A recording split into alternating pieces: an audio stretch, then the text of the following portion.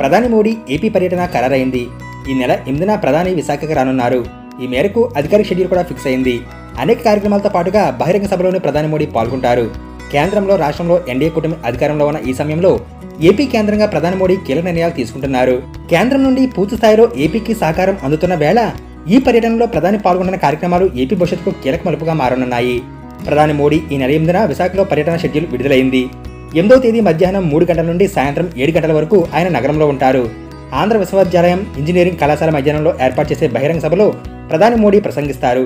అనకాపల్లి జిల్లా అచ్యుతాపురం మండలంలో ఎన్టీపీసీసీ నిర్మించనున్న green hydrogen ప్లాంట్కు శంకుస్థాపన, రైల్వే, జాతీయ రహదారుల ప్రాజెక్టులను జాతికి అంకితం చేసే కార్యక్రమాలను సభా వేదిక నుంచి చేపడతారు. ప్రధాని పర్యటనకు ముందే సీఎం చంద్రబాబు విశాఖకు వస్తారు. ఈ నెల 4న నిర్వహించే నేవీ డే పరేడ్కు సీఎం చంద్రబాబు హాజరు కానున్నారు. ప్రధాని పాల్గొనే కార్యక్రమంలో సీఎంతో పాటుగా డిప్యూటీ సీఎం పవన్ సైతం పాల్గొంటారు. బహిరంగ సభలో సీఎం చంద్రబాబు, పవన్ మాట్లాడిన తర్వాత ప్రధాని మోడీ కీలక ప్రసంగం చేయనున్నారు.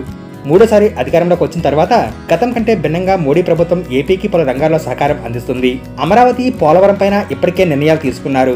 15,000 కోట్ల రూపాయల రుణం అమరావతికి, అదేవిధంగా పోలవరం మొదటి దశ నిర్మాణం పూర్తికి కేంద్రం నుంచి నిధులు మంజూరయ్యాయి. అదేవిధంగా ఇప్పుడు రైల్వే జోన్ కూడా ప్రధాని మోడీ శంకుస్థాపన చేయనున్నారు. అమరావతి నుండి కొత్తగా రైల్వే లైన్కు కేంద్రం ఆమోదం తెలిపింది. అదేవిధంగా జాతీయ రహదారుల విషయంలోనూ ప్రాధాన్యత ఇచ్చింది. ఇక ఏపీకి కొత్తగా పరిశ్రమల ఏర్పాటులోనూ కేంద్రం సహకారం అందిస్తుంది. ఇప్పుడు రాజకీయంగానూ ఏపీలో బలోపేతం పైన ప్రధాని మోడీ ఫోకస్ చేశారు. అందులో భాగంగా ఎన్డీఏలో భాగస్వామిగా ఉంటూనే బీజేపీ నేతలు కొత్త వ్యూహాలతో ఏపీలో అడుగులు వేస్తున్నారు.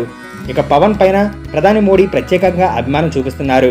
ఈ క్రమంలో విశాఖ కేంద్రంగా జరిగే సభలో ప్రధాని మోడీ సమక్షంలో పవన్ ప్రసంగం పైన ఆసక్తి నెలకొంది. ప్రధాని పర్యటన కోసం భారీగా ఏర్పాట్లు చేస్తున్నారు.